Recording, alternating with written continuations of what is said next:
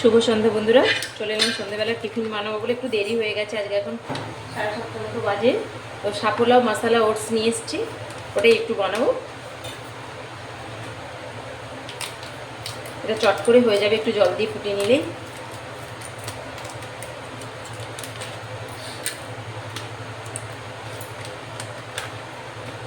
এই প্যানের মধ্যে দিয়ে দিচ্ছি।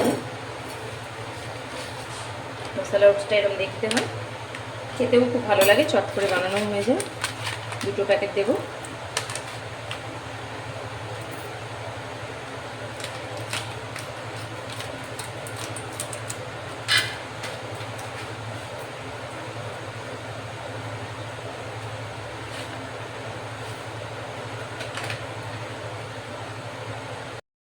এবার এর মধ্যে পরিমাণ মতো জলটা দিয়ে দেবো।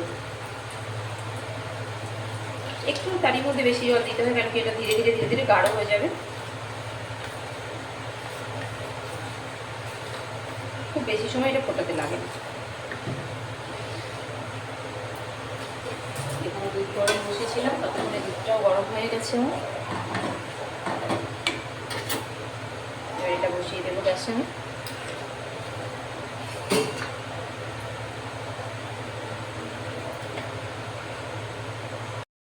গ্যাসের মধ্যে আমি এটা বসিয়ে দিলাম, ফ্লেমটা হাই করে দিলাম, তাড়াতাড়ি এটা হয়ে যাবে। আমি এই পরিমাণ জলটা দিয়েছি, যদি জলটা লাগে আরও একটু দেবো।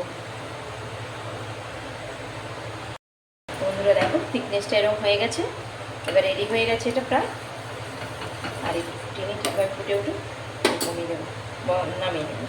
তো দেখো বন্ধুরা, মশলা ওটসটা পুরো রেডি হয়ে গেছে। এইভাবে ইনস্ট্যান্ট চট করে হয়ে যায়।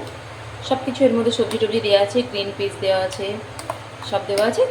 চলো রেডি।